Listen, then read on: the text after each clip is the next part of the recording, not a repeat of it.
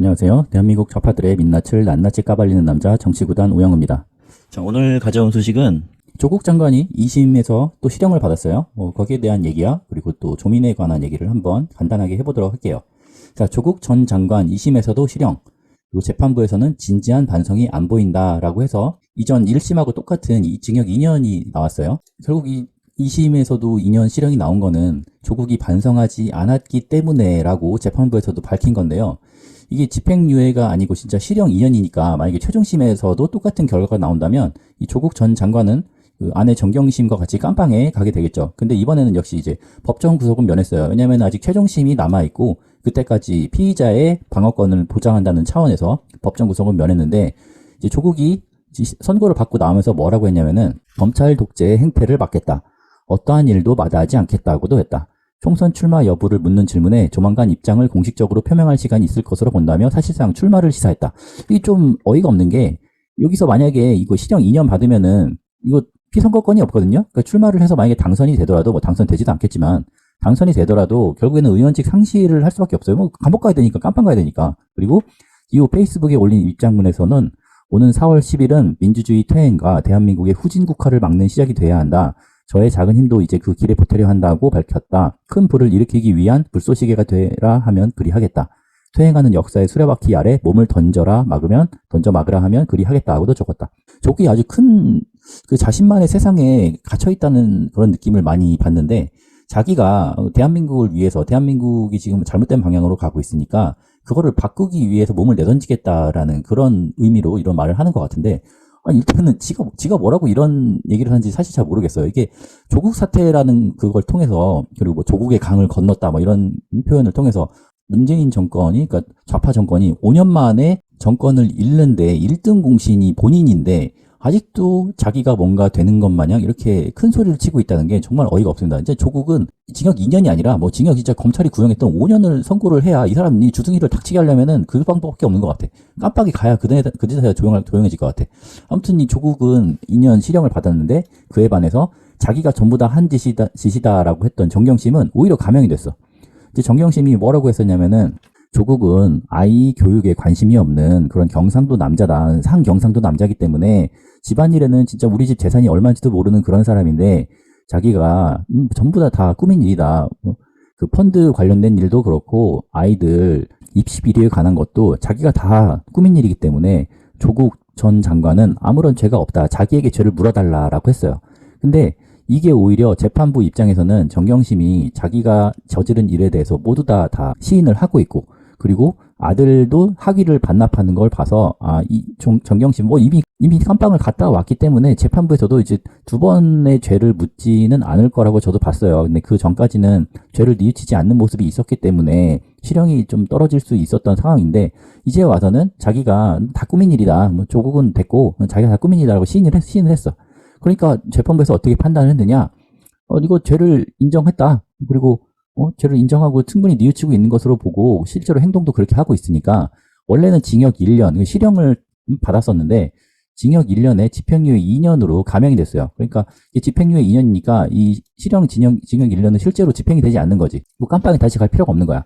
그래서 이 사건 같은 경우에는 죄를 인정하고 용서를 구하면 집행유예가 나올 사안이에요. 조국도 마찬가지야. 조국도 지금이라도 자기가 죄를 인정하고 자기가 다 잘못했다, 자기가 이러한 부분에 대해서 잘못했다라고 얘기를 하면 지금이라도 집행유예가 나올 거예요. 그러니까 뭐 물론 집행유예가 나오면은 선거를 할 수 없는 거는 마찬가지긴 하지만, 그래도 깜빡이 안 가는 게 어디야. 깜빵 2년 가는 게 사실 짧은 게 아니잖아요. 우리가 뭐 100세 시대라고 해도 2년이면은 뭐 자기 인생의 2%를 깜빵에서 보내야 되는 건데 누가 그거 쉽게 갔다 오겠어. 군대도 요즘엔 1년 6개월인데 군대 가는 것도 열받는데 뭐 휴가도 없는 깜빵에 가는 게 얼마나 큰 일이겠어요.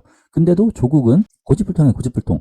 과거에 사로잡힌 조국은 그럴 리 없을 것 같아요. 지금도 하는 말 보면은 끝까지 자기가 잘했다고, 자기는 잘못한 게 없고 검찰 독재 때문에 검찰이 자기를 표적 수사했다 뭐 이런 식으로 뭔가 좀 피해망상에 사로잡혀가지고 절대 자기 죄를 뉘우치지 않을 거예요. 사과를 본인은 했다고는 하지, 사과와 유감 표명을 했다고 하는데 뭐 자신이 뭐 잘못한 일이 있으면은 죄송하다 뭐 그런 정도의 사과였지, 정확하게 자기가 뭘 잘못했고 앞으로 뭐 사회를 위해서 어떻게 자기가 처신하겠다 그런 얘기를 한 적은 단 한 번도 없잖아요. 그렇기 때문에 조국은 결국에는 최종 실형이 나올 거예요. 지금처럼 계속 뻔뻔하게 발뺌을 하면은 실형이 나올 겁니다. 근데 여기에 대해서 홍준표가 한번 일침을 했던 적이 있어요. 이게 조국 사태가 일어났을 때 조국은 사내 새끼가 아니다. 감옥에 각시를 보내다니지 정경심이 깜빵에 가고 조국은 밖에 나와 있었으니까 거기에 대해서 홍준표 대구시장이 뭔가 이렇게 일침을 했어. 가부장의 무한 책임을 강조. 그러니까 홍 의원은 조국 사태 때 내가 조국 보고 그 새끼 사내 새끼가 아니다라고 생각했다며 잘못했으면 자기가 감옥에 들어가야지 각시가 들어가나라고 했다. 뭐 가부장적인 생각일 수도 있어요. 뭐 저도 이게 홍준표 대구시장과 같은 생각을 하는데 이게 가부장적일 수도 있는데 결국에는 조국이 정치한다고 깝치다 생긴 일이잖아요. 이게 어떻게 보면은 입시비리라는 게 그 당시에는 사실 저런 일이 많이 있었어요. 엄마 아빠가 이렇게 어느 정도 능력이 되고 인맥이 있으면 여기저기 이제 부탁해가지고 스펙을 만든 거지. 스펙 만들어서 대치동에도 다 그런 거 컨설팅 해주는 사람도 있었거든. 이런 거 해가지고 뭐 받은 다음에 요 전형으로 보내면은 대학에 갈 수 있다 뭐 이런 식으로. 그러니까 이거는 조국 입장에서는 억울할 수도 있어. 억울할 수도 있을 것 같아. 왜냐면 그때 시대 상황에서는 그게 뭐 당연하진 않지만 그래도 어느 정도, 쟤도 하고 나도 하니까는 나도 뭐 그냥 죄는 뭐 약간 불법이긴 하지만 다 하는 거잖아. 이렇게 좀 안일하게 생각할 수 있지. 그러니까, 지금 어떻게 빗대보자면은, 무단횡단 하는 거지, 무단횡단. 야, 물론, 무단횡단 하면 안 되잖아. 근데 딱 봐도 양옆에 차가 하나도 안 다녀. 그러면은 무단횡단 할 수 있잖아. 뭐 급한 일 있고 하면 할 수 있잖아. 그러니까 약간 그런 정도로 생각한 것 같아. 야, 쟤도 무단횡단 하는데 나도 좀 하면 안 돼. 약간 그런 정도로 생각한 건데, 조국이 정치한다고 깜짝깜짝거리다가 여기저기서 이제 조국의 과거 행적을 살펴보다 보니 이런 일이 있어서 결국에는 조국이 정치한다고 해가지고 집안이 수사 대상이 된 거잖아요. 안 그랬으면 일반인이었으면은 이런 일에 연루될 일이 없지. 그러니까 이거는 조국이 책임지는 것이 저는 맞다고 생각을 합니다. 정경심한테 뒤집어 씌울 것이 아니라. 그러니까 지금이라도 조국이 자기가 잘못한 부분에 대해서 인정을 하고 대국민 사과를 한다면 재판부에서는 조국이 그래도 잘못을 인정했고 뉘우치고 있기 때문에 실형까지 줄 일은 아니다. 그냥 집행유예로 끝날 건데 조국은 끝까지 검찰 독재라고 맞서면서 결국에는 실형을 처맞을 그런 운명이라는 거죠. 근데 조국이 대체 왜 저런 사상을 갖고 있느냐라고 제가 생각을 해보면 조국은 산호맹이에요. 산호맹. 그 산호맹이 뭐냐? 예전에 사회주의 노동연맹이라고 해서 활동 목적이 노태우 정부를 타도하고 남한을 사회주의 국가로 전복시키는 목적을 가진 게 이 바로 산호맹입니다. 이 노태우 정권은 결국에는 뭐 직선제를 통해서 창출된 정권이기는 하지만 결국에는 군사 정권의 후신이잖아. 노태우가 그 군사 정변의 그 주요 제2인자였으니까 결국에는 군사 정권이라고 본 거야. 그래서 이걸 타도 대상으로 본 거예요. 여기까지는 이해를 할 수 있어.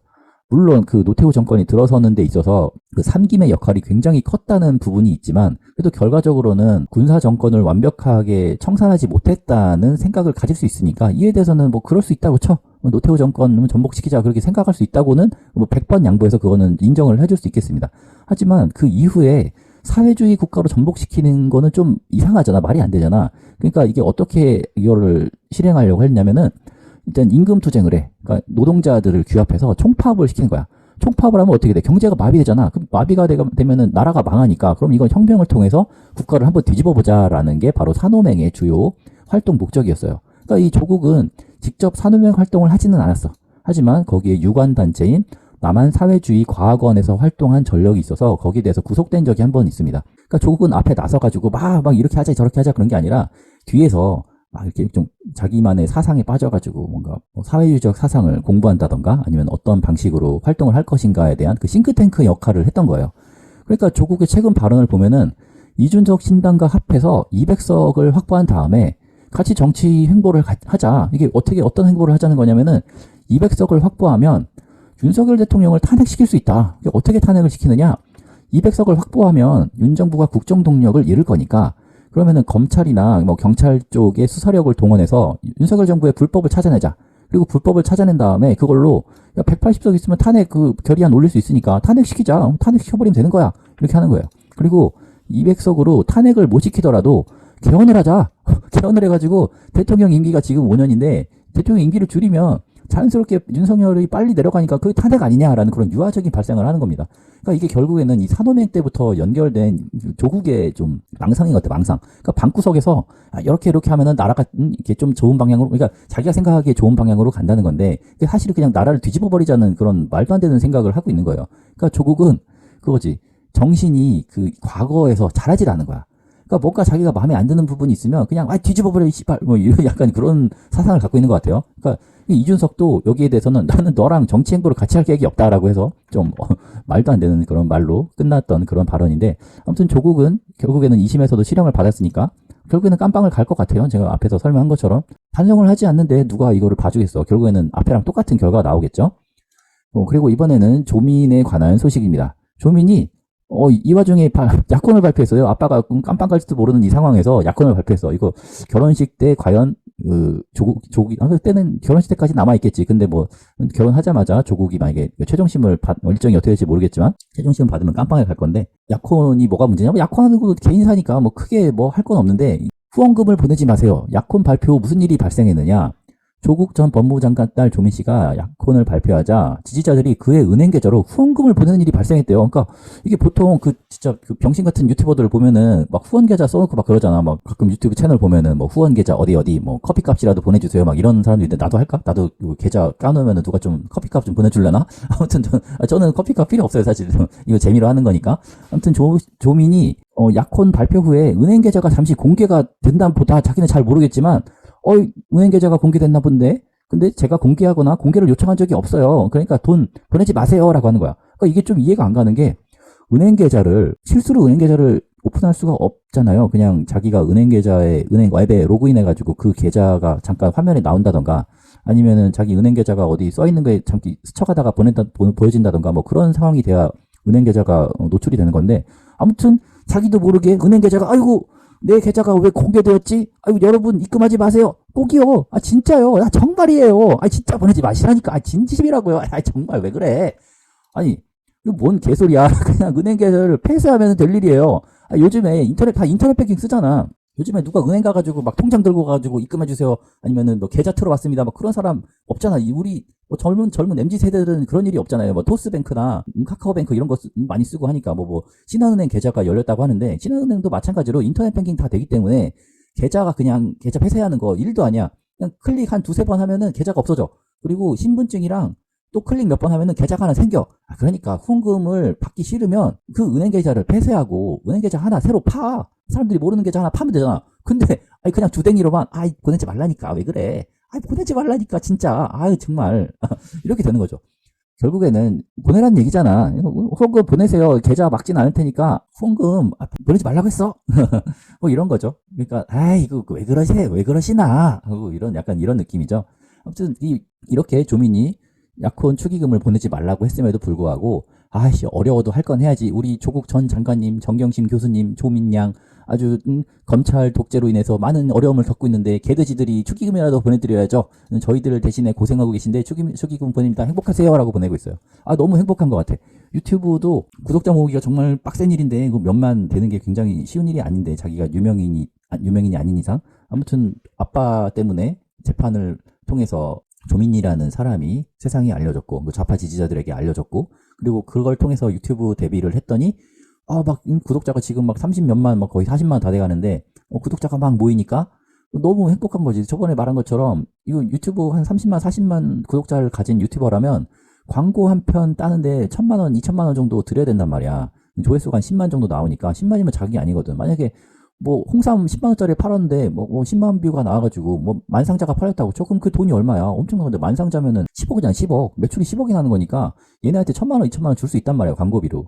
그런데 거기다가 그 유튜브 광고를 통해서 돈을 벌 수 있는 방법 이외에도 이렇게 후원 계좌로 돈이 들어오니까 얼마나 행복하겠어요. 저는 정말 조민 양이 부럽습니다. 저는 정말 조민 같은 삶을 살고 싶어요.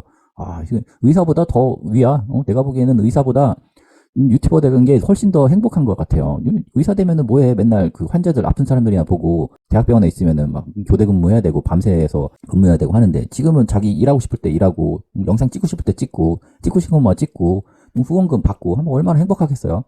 아무튼 저는 조민이 부럽습니다. 자, 오늘 여기까지 하고 다음 시간에 또 다른 소식으로 찾아뵙도록 하겠습니다. 그리고 새해 복 많이 받으시고 명절 모두 행복하게 보내시기를 바라겠습니다. 감사합니다.